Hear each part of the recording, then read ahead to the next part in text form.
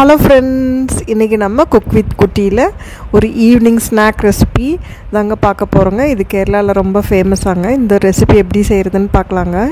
இதுக்கு நான் 3 நேந்திரம் பழம் எடுத்திருக்கேங்க.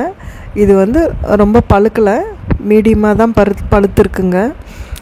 இந்த வால் போர்ஷனை மட்டும் சும்மா கட் பண்ணிவிட்டுங்க. முழு பழத்தையும் அப்படியே இட்லி பாத்திரத்தில் வச்சு ஒரு 10 to 15 மினிட்ஸ் நல்லா வேக வச்சுருங்க. இது கொஞ்சம் பழுக்காத மாதிரி தானே இருக்குங்க, அதனால நல்லா வேகட்டுங்க.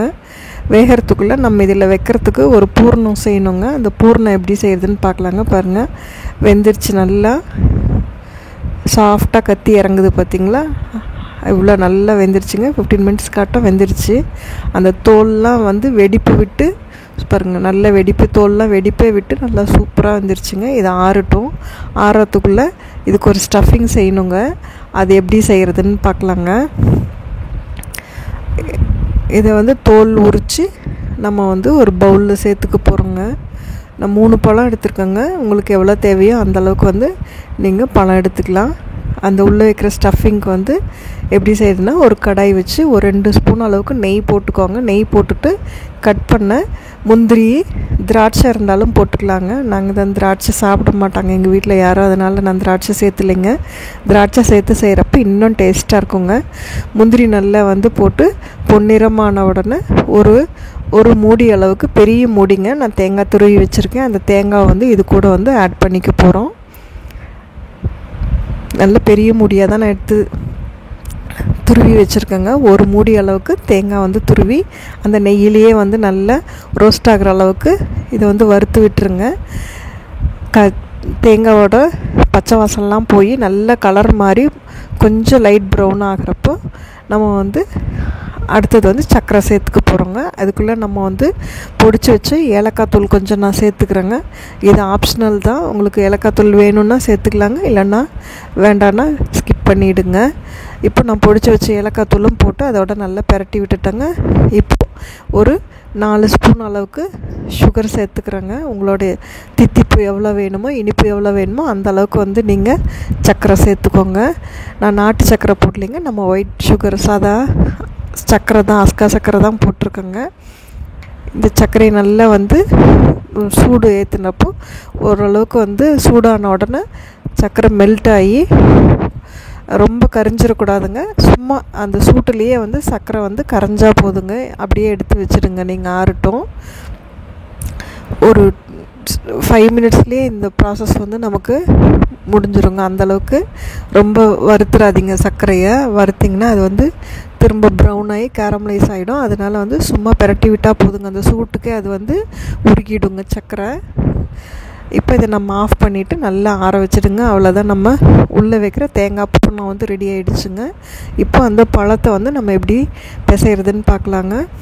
இந்த வால் பகுதி நம்ம நசுக்க முடியாது, அதனால் அதை நான் கட் பண்ணி எடுத்துட்டேங்க. இப்போ 3 பழத்தையும் நல்லா மசிச்சு விட்டுருங்க. பழம் எனக்கு இன்னும் ஆறலைங்க, சூடாகவே இருக்குது. அதனால் இது மாதிரி ஒரு குச்சோ இல்லை ஸ்மாஷரை வச்சு மேஷ் பண்ணி விட்டுருங்க நல்லா.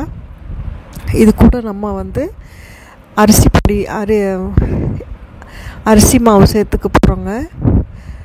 அரிசி மாவு சேர்த்து நம்ம இது கூட சேர்த்து பிசைகிறப்போ நல்ல ஒரு பாண்டிங் கிடைக்கும். அதுக்காக தாங்க. வெறும் பழம் வச்சு கூடயே வெறும் பழத்தை மட்டும் நசுக்கி விட்டு அதில் இந்த பூரணை வச்சு செய்கிறாங்க ஒவ்வொருத்தருங்க. நம்ம அரிசி பொடி போட்டு செய்கிறப்போ நல்லா கிறிஸ்பாக வருங்க, நல்ல பாண்டிங் கிடைக்குங்க. அதுக்காக தான். இப்போ பாருங்கள், 3 ஸ்பூன் அளவுக்கு நான் அரிசி மாவு போட்டிருக்கேங்க. உங்களுக்கு இன்னும் தளர்வாக இருக்குது, அதனால் இன்னும் கொஞ்சம் நான் அரிசி மாவு சேர்த்துக்கிறேங்க.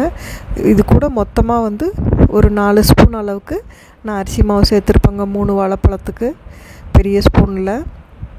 இதை நம்ம டீப் ஃப்ரை பண்ண போகிறோங்க. அது நம்ம தேங்காய் எண்ணெயில் தான் செய்யணுங்க. தேங்காய் எண்ணெயில் செய்கிறப்ப தான் அந்த ட்ரெடிஷ்னல் ஃப்ளேவரோட அந்த சூப்பராக வருங்க. அதுக்காக தான் முடிஞ்ச வரைக்கும் நீங்கள் தேங்காய் எண்ணெயிலேயே இதை செய்யுங்க, இல்லைன்னா ரீஃபைண்ட் ஆயிலில் செய்யலாங்க. இப்போ இந்த நம்ம அரிசி மாவும் அந்த பழமும் போட்டு நல்லா பிசைஞ்சிருந்தோம் இல்லைங்களா, அது சப்பாத்தி மாவு அளவுக்கு நல்லா அந்த மாவு பிசைஞ்சு வச்சுக்கோங்க. இப்போ அதுக்குள்ளே ரவுண்டாக நான் இப்போ பண்ணி காமிச்சிருக்கேன் மாதிரியே நீங்களும் செஞ்சுங்க. அதுக்குள்ளே இந்த பூரணத்தை வச்சு நல்லா ஸ்டஃப் பண்ணிவிட்டு இப்படி வந்து மூடிடுங்க. நடுவில் 2 கைக்கு நடுவில் வச்சு இப்படி வந்து உருட்டிட்டிங்கன்னா, நீல வாக்கில் வச்சு இப்படி உருட்டிட்டிங்கன்னா அது வந்து ஒரு ஷேப் கிடச்சிருங்க. இப்படி தான் வந்து நம்ம வந்து எல்லாத்தையும் வந்து இதே மாதிரி செஞ்சு வச்சுக்கோங்க. செஞ்சு வச்சுட்டு அப்புறமா வந்து ஒரே டைமாக வச்சு டீப் ஃப்ரை பண்ணலாங்க. இப்போ வந்து இதுக்கு வந்து மிதமான சூட்டில் எண்ணெய் இருக்கணுங்க. ஃபஸ்ட்டு கொஞ்சம் டெம்பரேச்சர் அதிகமாக இருந்தால் கூட அப்புறமா வந்து குறைச்சிடுங்க. ஏன்னா நம்ம பழம் திக்காக கோட் பண்ணியிருக்கனால அது பொறுமையாக தான் வேகுங்க. அதனால் சீக்கிரம் எடுத்துட்டிங்கன்னா மேலே கரிஞ்ச மாதிரி ஆகிடும், அந்த கிறிஸ்ப்னஸ் கிடைக்காதுங்க. அதுக்காக தான் அரிசி மாவு சேர்த்து நம்ம இந்த செஞ்சுருக்கனால இது வந்து நல்ல கிறிஸ்பாக இருக்குங்க. அந்த பழத்தோட ஃப்ளேவரு எல்லாம் சூப்பராக இருக்குங்க. ஒரு வித்தியாசமான ஸ்நாக்காக இருக்குங்க. பசங்க வந்து ஈவினிங் வராங்க, ஸ்கூல்லேருந்து வராங்க அப்படிங்கிறப்ப இது மாதிரி ஒன்று செஞ்சு கொடுத்துட்டிங்கன்னா அவங்களுக்கு ஃபில்லிங்காக இருக்குங்க.